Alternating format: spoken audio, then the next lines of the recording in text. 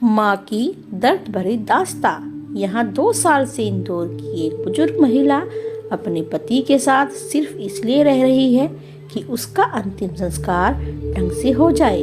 महिला का बेटा इंजीनियर है और कनाडा में किसी हवाई जहाज कंपनी में 1 करोड़ के पैकेज पर काम करता है।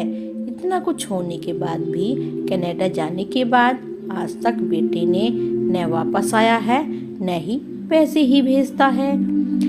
यदा कदा फोन पर बात जरूर हो जाती है और अब वो भी कई महीनों से बंद है। माँ बाप अपना सब कुछ त्याग कर बच्चों को पढ़ाते लिखाते हैं और अच्छी नौकरी के लिए बाहर भेजते हैं, पर बच्चे बाहर जाते ही अपनी माँ और बाप को भूल जाते हैं। एक चाय के खोखे पर बैठी बुजुर्ग महिला लोगों से पूछ रही थी कि थोड़ी देर बैठी रहूं क्या, दुकानदार हटाएंगे तो नहीं। इतने में एक नौजवान युवक आया और बुजुर्ग महिला से कुछ बात की और फिर कुछ दवाइयों के खाली ट्यूब लेकर चला गया। कुछ समय बाद युवक वापस आया और महिला को नए दवा के ट्यूब लाकर दिए। महिला युवक से बात करते करते रोने लगी और युवक उसे ढांढस बंधाता रहा। आसपास के खड़े लोगों की निगाहें पर उन पर टिक गई। जब हमने मामला जानने की कोशिश की तो हमारे सामने महिला का दर्द भरी कहानी आई। बुजुर्ग महिला का नाम आरती ठाकुर है।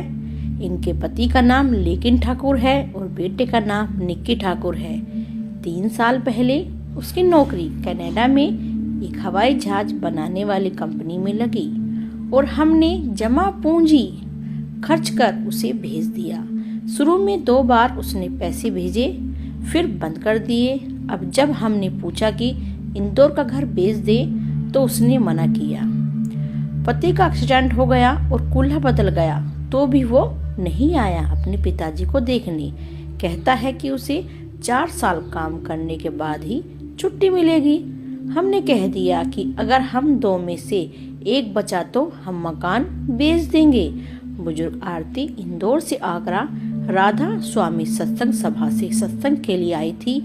यहाँ कुछ दिन उन्होंने रामलाल वृद्धाश्रम में गुजारे। वहाँ बंदिशों में रहना अच्छा नहीं लगा तो इन्होंने नंगला पंदे न्यू आगरा में किराए का कमरा ले लिया। आरती दयाल बाग सत्संग में सभा में जाती है और वहाँ उनकी भोजन आदि की व्यवस्था हो जाती है। घर का किराया इधर उधर से लोगों द्वारा मांग कर देती हैं। कोई दवा देता है तो कोई चाय पिला देता है। इस तरह से इनका जीवन चल रहा है। पूछने पर कहती है कि यह पूर्व जन्म का फल है, इसलिए इस जन्म में सत्संग करती हूँ ताकि अगले जन्म में अगली बार सब कुछ ठीक हो। बात करते समय महिला के आंसू देखकर हर कोई दर्द से भर गया। लोग महिला को देखकर सोच रहे थे कि बच्चों को अपने से दूर भेजने पर वो इतना दूर हो जाते हैं कि माँ बाप की हालत भी उन्हें विचलित नहीं करती और वो उन्हें ही भूल जाते हैं। इस माँ की कहानी आज के दौर में हजारों ऐसी माँ मिलती होंगी जो आज चाहे आलीशान बंगले में रहती हों मगर फिर एक झोपड़ी में, लेकिन उस नम आंखें आज भी उस बेटे के घर आने की राह देखती हैं जिसे न केवल उसने अपने सीने से लगाकर पाला बल्कि पढ़ा लिखा कर दुनिया के काबिल बनाया। पर शायद उस माँ को यह मालूम नहीं था कि बाहरी दुनिया की भीड़ में वो बेटा अपनी दुनिया को ही भूल जाएगा। अगर आपको हमारी कहानी अच्छी लग रही हो और पसंद आ रही हो, जो पारिवारिक और दिल के छूने वाली कहानी है, सभी परिवारों में ऐसा होता है, तो हमारी नई नई कहानी सुनने के लिए हमारे चैनल को सब्सक्राइब करें और बेल आइकन दबाना ना भूलें।